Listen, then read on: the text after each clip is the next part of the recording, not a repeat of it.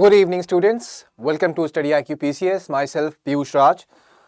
आपको हमने ये पार्ट पहले भी कवर कर लिया था। आपको मैंने उस क्लास में भी प्रॉमिस किया था, बिकॉज मैंने आपको शुरू उस दिन ही बताया था कि मैंने 16 मिस्टेक्स को आइडेंटिफाई किए हैं अपने एक्सपीरियंस से, अपने दोस्तों के एक्सपीरियंस से, अपने स्टूडेंट के एक्सपीरियंस से, और मैंने उसका एक कलेक्शन बनाया है और उसका हमने पार्ट, आप बताइए, यहां में मैंने जानबूझ के नहीं लिखा था कि यहां पे कौन सा पार्ट होगा, लेकिन चलो बता दे रहा हूं। पार्ट 1 हम लोग कर चुके हैं, जो कि आज नहीं करेंगे। पार्ट 2 करने वाले हैं। देखते हैं इसमें कितने मिस्टेक्स आते हैं। डेफिनेटली 6 है तो 6 6 12 हो गए। 4 और बचेंगे जिसे हम आपको पार्ट 3 में लेंगे, और इसे आप अपनी कुंजी बना लेना। बिकॉज आपको जब भी लगे कि क्या मैं सही अपने लाइफ में काम कर रहा हूं, नहीं कर रहा हूं, और क्या गलती कर रहा हूं, तो इस वीडियो को बार बार रिविजिट करना। ऐसा नहीं कि इसको अपना एक हमेशा जाने का एक एंटरटेनमेंट का सोर्स बना ली, ये भी नहीं करना है। लेकिन जब भी आप अपने पाथ पे भटके तो इस वीडियोस को जरूर देखना। एक ना एक मिस्टेक आप उसमें जरूर रिपीट कर रहे होगे, एंड उस मिस्टेक को आइडेंटिफाई करके वहीं पे सॉल्व करना, और आपका सारा जो प्रॉब्लम चल रहा था वो अपने आप ठीक हो जाएगा। और जैसा कि मैंने पहले वीडियो में आपको प्रॉमिस किया था कि मैं इसमें ज्यादा एक्सप्लेन नहीं करूंगा, बिकॉज मेरा टारगेट ये होता है कि आप खुद सोचो। अगर मैं एक्सप्लेन करूंगा तो लोग सोचते नहीं है कि अच्छा मैं यहां पे क्या गलती कर रहा हूं। अगर आप खुद सोचोगे तो आप रिलेट कर पाओगे कि अरे हाँ, मैं भी यहां पे यही प्रॉब्लम कर रहा हूं। ठीक है, तो इस बात को ध्यान देना। ठीक है, तो पार्ट 2 है हमारा ये। पहला मिस्टेक जो हमारा, जो कि मिस्टेक 7 होता है, क्योंकि हम 6 मिस्टेक्स ऑलरेडी गिन चुके हैं, तो आपको उसका भी लिंक मैं ऐड करवा दूंगा यहां पे। तो अपना 7वां मिस्टेक क्या है, आपको ही पता है, बहुत बार सुना है, ये सुनने में बहुत अच्छा लगता है, लेकिन इससे बड़ा हमारे पास ट्रैप कोई नहीं है, इससे बड़ा जाल हमारे पास कोई नहीं है। क्या है वो ट्रैप? परफेक्शन। ये चीज मैं एक बार कंप्लीट कर लूंगा अच्छी तरीके से तो मैं हमेशा के लिए तैयार हो जाऊंगा। ठीक है, तो ये सबसे बड़ा आपको एक ट्रैप होता है। ये ट्रैप क्यों होता है आप इसको देख सकते हैं। आप चाहते क्या है? परफेक्शनिज्म। आप इसको अगर परफेक्शनिज्म चाहिए तो आपको क्या करना होता है? इसे बहुत ज्यादा प्रैक्टिस करना होता है, और ये जो शब्द बहुत है, यही हमारे लिए ट्रैप है। और इसके कारण क्या होने लगता है? प्रोक्रास्टिनेशन। मतलब कि हम समय टालने लगते हैं, कल के लिए, परसों के लिए। आज भर ये कर ले रहे हैं, परसों से नया चीज स्टार्ट कर देंगे। अच्छा, परसों ठीक है, 2 ही दिन एक्स्ट्रा हुआ ना, तरसों से पक्का स्टार्ट कर देंगे। हो क्या रहा है? आपका प्लान बार बार टूट रहा है, और आपने जो रिजॉल्व किया था कि मैं मार्च के महीने में ये सब्जेक्ट कंप्लीट कर लूंगा, फिर अप्रैल में उसे शुरुआत कर दूंगा, वो प्लान फॉलो नहीं हो रहा है। और जब आपका प्लान फॉलो नहीं होता है तो आपका अपने आप में फेथ और फिर कॉन्फिडेंस ये भी लूज होने लगता है। और क्योंकि आपने यहां पे बहुत ऐसी चीजें पढ़ ली हैं इस परफेक्शनिज्म के चक्कर में, जो कि कोई काम का नहीं है, तो उसे आप इस्तेमाल भी नहीं करने वाले हैं, तो फिर आपके अंदर एक गिल्ट की भी भावना आ जाती है कि अरे मैंने इतना पढ़ा और ये सारा बर्बाद चला गया, तो इसका फिर फायदा क्या हुआ। तो ये देखिए आपको किस तरीके से, कितने मल्टीपल डायरेक्शन से घेर रहा है। ठीक है, तो आपने क्या किया? प्रोक्रास्टिनेशन किया। अब एक समय के बाद क्या होता है? आप ओवरवेल्म हो जाते हैं। ओवरवेल्म का मतलब ये होता है कि इमोशनल का डाउनपोर होना है। लाइक इतना मैं पढ़ाई कर रहा हूं, मुझे पता है मैं टाइम नहीं काट रहा हूं, फिर भी मेरे साथ ऐसा क्यों हो रहा है? ये ओवरवेलमिंग ऑफ द इमोशन है कि आपको खुद नहीं पता कि मैं इतना ज्यादा डिप्रेस क्यों फील कर रहा हूं, इतना लो क्यों फील कर रहा हूं, क्योंकि कहीं ना कहीं आपके बैक ऑफ द माइंड में ये पता है कि मैंने 3 महीने सिर्फ पॉलिटी में लगा दी, जो कि जेन्युइनली होना नहीं चाहिए था। आइडिया ये था कि मैं पॉलिटी का आपको डीडी बासु ही बन जाऊंगा, लेकिन वो तो होना नहीं था। लेकिन इस परफेक्शन के चक्कर में मैंने अपने इकोनॉमिक्स, ज्योग्राफी, साइंस का समय को बर्बाद कर दिया, एंड इवेंचुअली अब हम बहुत ज्यादा इमोशनली डाउन टर्न फील कर रहे हैं। And then you get the idea यहां से क्या हो रही है, क्योंकि आप देखते हैं कि आपके बगल वाले स्टूडेंट जो कि आपसे रिलेटिवली कम पढ़ रहे हैं, लेकिन वो स्ट्रक्चरल तरीके से पढ़ रहे हैं, लेकिन उनका पॉलिटी भी खत्म हो गया है, उनका ज्योग्राफी भी खत्म हो गया है, उनका इकोनॉमिक्स भी खत्म हो गया है, और वो टेस्ट सीरीज में आपसे ज्यादा मार्क्स ला रहे हैं। आप उनसे ज्यादा पढ़ रहे थे, लेकिन आपको मार्क्स कम आ रहा है। क्यों? क्योंकि आपने स्ट्रैटेजिकली अपनी चीजों को इंप्लीमेंट नहीं किया है। ठीक है, तो in seeking perfection do I become the architect of my own frustration? Definitely you become, no doubt in that. यही होता है।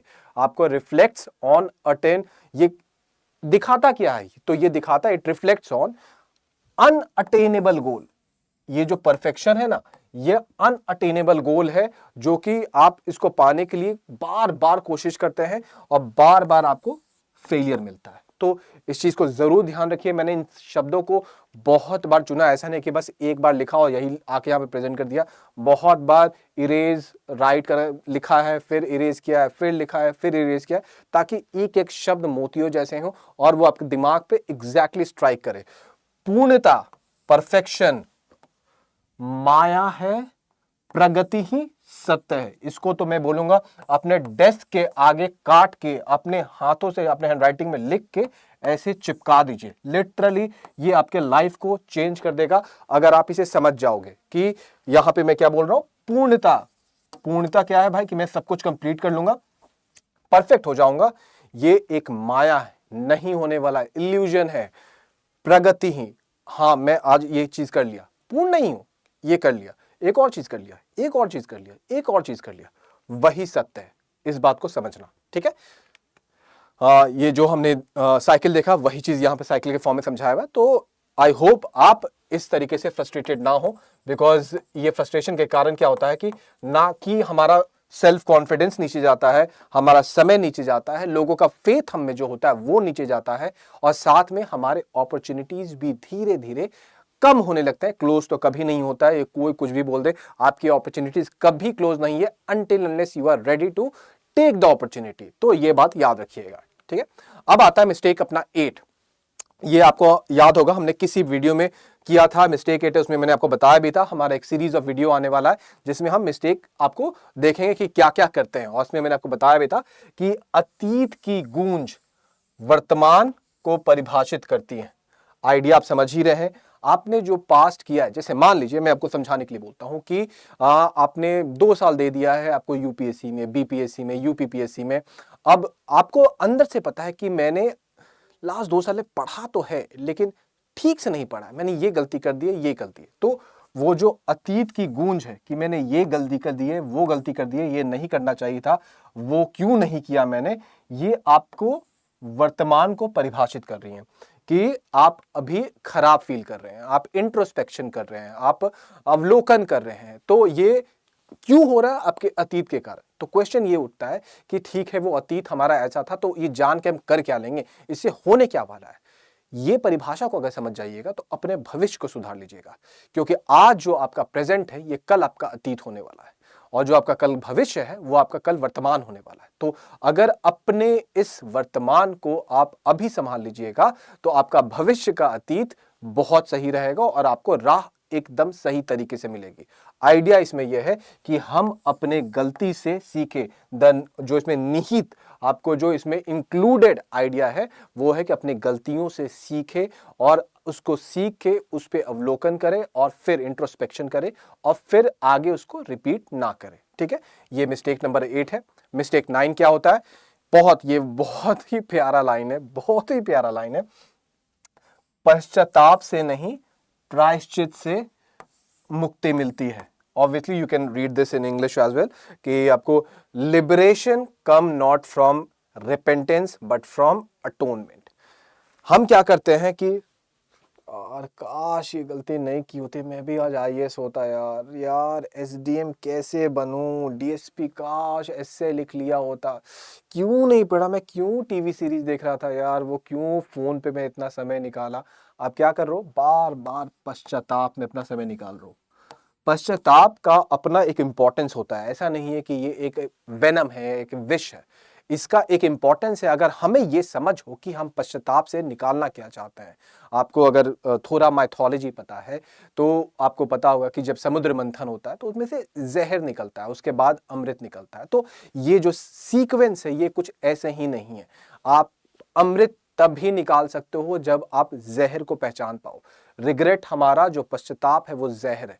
तो वो अगर आपके पास आ रहा है तो आपके पास मौका है कि आप अपने आप में से अमृत को भी निकाल सकते हो, ठीक है। अब अमृत निकालोगे कैसे? वही आपको प्रायश्चित से निकलता है। प्रायश्चित मतलब नॉर्मल वो धार्मिक सीरियल वाली प्रायश्चित नहीं कि मुझे ये करना पड़ेगा, मुझे जाकर तपस्या करना पड़ेगा। प्रायश्चित that the errors that you have done in your past has to be rectified immediately। और इसके लिए आपको पहले करना क्या पड़ेगा कि इसे समझना पड़ेगा कि मैं यहाँ गलती किया हूं और इसको लिस्ट डाउन किया हूं और मैं इसे इस तरीके से अब आगे बढ़ूंगा तो रिपीट नहीं करूंगा। यही आपका क्या होता है, प्रायश्चित होता है कि आपने अपने आप को फॉर्म कर लिया, चेंज कर लिया है। और ये जब आप काम करते हो then you definitely become a completely new human being, जिसे लोग खुद एक्नॉलेज करते हैं कि अरे राजू तू तो ऐसा नहीं था, ये कब बदल गया तू। तो ये जो बात होता है ये यहां से आता है, तो इस बात को याद रखिएगा, ठीक है। फिर आता है मिस्टेक 10। ये मैं इसको रखने भी वाला था और हटाने भी वाला था, लेकिन लास्ट में मैंने इसको रख लिया इसलिए क्योंकि मुझे लगता है, मैं बताऊंगा इसका हल्का सा मीनिंग क्या होता है। पहले पढ़ लेता हूं। I am an expert at building my own road blocks, expresses the sense of self sabotage. इसका मतलब क्या है, पहले पिक्चर को देखिए। होता क्या है कि हम अपना घर बना रहे होते हैं और लास्ट में हम ही उसको तोड़ रहे होते हैं। कैसे? यार मुझे पॉलिटी करना था, यार हिस्ट्री करना था, मैंने क्यों नहीं किया अभी तक। ये जब क्यों नहीं किया है ना, ये अगर आप ऐसे बोलते हैं यार पॉलिटी करना था, मैंने क्यों नहीं किया अभी तक, ये दोनों भाषा में अलग आपके इमोशन है। पहले वाले इमोशन में आप अपने आप को इतना ज्यादा प्रताड़ित कर रहे हो, लाइक अपने आप को ही इतना ज्यादा क्रिटिसाइज कर रहे हो कि मैंने क्यों नहीं किया, because I am a failure. और ये तो मैं बहुत सिंपल एग्जांपल दे रहा हूं, आपको बहुत ऐसे होता है जिसमें कि आप आदमी कहां चले जाता है, पेसिमिज्म में चला जाता है कि नहीं ये मुझसे होगा ही नहीं, मैंने देखा है मुझसे नहीं होता है, होता ही नहीं है।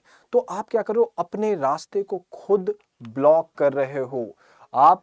ठीक है आपने बहुत गलती की है तभी ये विवेचना हो रही है और ये गलती नहीं होनी चाहिए थी, लेकिन अब हो गई है तो अब क्या करें। अब उस गलतियों को लेके इवेंचुअली अपने कंधे पे ऐसे ढोते रहे क्या, इवेंचुअली ढोते रहोगे तो होगा क्या, आप आगे के अपने रास्ते को ब्लॉक करोगे। और यही रास्ता मैं बता रहा हूं। अब ये ब्लॉक कौन कर रहा है, आपका वातावरण, आपके कंटेक्स्ट, आपके अपॉर्चुनिटीज नहीं, आप खुद। आप अपने दिमाग में खुद बैठा लियो कि मुझसे ये नहीं होगा, वो नहीं होगा, जो भी इस टाइप के बात। और इसलिए आप क्या करते हैं, सेल्फ सैबोटाज का एग्जैक्टली सिंपल शब्दों में आप मतलब अगर देखना चाहो तो क्या होता है कि अब मुझसे कुछ नहीं होगा। लाइक आप अपने पोटेंशियल को बर्बाद कर रहे हो, ड्रेन कर रहे हो, सीप करवा रहे हो कि अब आपसे कुछ हो ही नहीं सकता। तो ये गलती ना करें।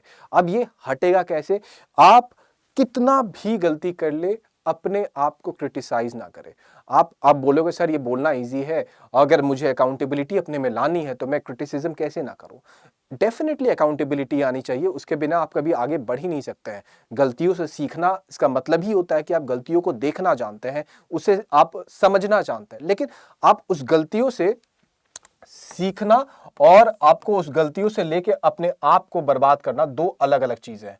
सीखने का मतलब होता है वही जो इसके पहले वाले में आया था कि आपने प्रायश्चित किया, चेंज लाया, और अपने आप को बर्बाद क्या हुआ कि चेंज तो कुछ नहीं लाए, बस अपने आप को नीचे दबाते गए, जो कि आपको इवेंचुअली कहीं नहीं ले जाएगा। ठीक है, तो इस बात को ध्यान रखिएगा। Mistake 11, should I focus on my strength और माई वीकनेस। ये आपको ही पता है, ये कितने लोग ये क्वेश्चन पूछते हैं कि मेरा स्ट्रेंथ है, पढ़ाई के टर्म में बात करते हैं, ऐसे तो ये लाइफ में इन जनरल भी काम आता है, लेकिन पढ़ाई के टर्म में बात करते हैं कि मेरा स्ट्रेंथ है पॉलिटी, मेरा स्ट्रेंथ है ज्योग्राफी, तो क्या मैं आंसर सिर्फ पॉलिटी आंसर या ज्योग्राफी के लिखूं, या मैं सिर्फ जो कमजोर है मेरा सिर्फ उस पर ध्यान दो, जो कि मान लो मेरा साइंस है, इकोनॉमिक्स है, जो भी है। ठीक है, तो आंसर इसका होगा दोनों नहीं। आप अगर ये करते हैं, सिर्फ स्ट्रेंथ पे ध्यान देते हैं, तो आपने एक टर्म सुना होगा कि आपका जैसे वो असेंबली लाइन होती है जिसमें आपकी मान लीजिए कार बनती है, इस टाइप की जो भी इंडस्ट्री, मॉडर्न इंडस्ट्री होता है, आपको ये मशीन है, मशीन ए, मशीन बी, मशीन सी, सारे ऐसे पूरा XY तक मशीन है, ऐसे पूरा भरे हुए सारे मशीन ठीक से काम कर रहे हैं। बस हुआ क्या है कि एक मशीन आपका, मशीन Z ठीक से काम नहीं कर रहा है। क्या प्रोडक्ट आपका बनेगा? नहीं, प्रोडक्ट नहीं बन पाएगा। सिर्फ एक मशीन के खराब, इतने सारे मशीन ठीक से काम कर रहे हैं, सिर्फ एक मशीन के खराब होने के कारण प्रोडक्ट नहीं बन पाएगा। ये क्या बताना चाह रहा हूं, अगर आपने वीकनेसेस पे अपने ध्यान नहीं दिया तो आपका भी प्रोडक्ट हमेशा अटक जाएगा। एक बात तो ठीक हो गया, ठीक है। लेकिन अगर आपने सिर्फ स्ट्रेंथ पे ही ध्यान दिया, ठीक है, आपको लगता है कि आपका ये वाला मशीन ठीक है, ये वाला मशीन ठीक है, ये वाला मशीन ठीक है, और लगभग सारे ठीक है, लेकिन आपने इसका कभी रिपेयरिंग नहीं किया, इसका भी रिपेयरिंग नहीं किया। तो ओवर द टाइम, रिपेयरिंग का मतलब क्या होता है कि आपने उसको होन नहीं किया। जैसे आपने एक बार आंसर याद कर लिया था कोई भी, और बस उसी आंसर को चलाए जा रहे हो, आपने उस पे करंट अफेयर्स ऐड नहीं किए, आपने नए तरीके से लिखने का कोशिश नहीं किया, नए कमिटीज जो आए थे उसको इंक्लूड नहीं किया, आपने क्या किया कि जो नए एडिटोरियल में एग्जांपल्स आते रहते हैं उसको इंक्लूड नहीं किया, तो आप क्या करो, अपने स्ट्रेंथ को भी बढ़ा नहीं रहे हो। तो यहाँ पे आपको दोनों चीजों पे ध्यान देना है कि जो आपने शुरू में बताया कि इकोनॉमिक ज्योग्राफी मेरा कमजोर है,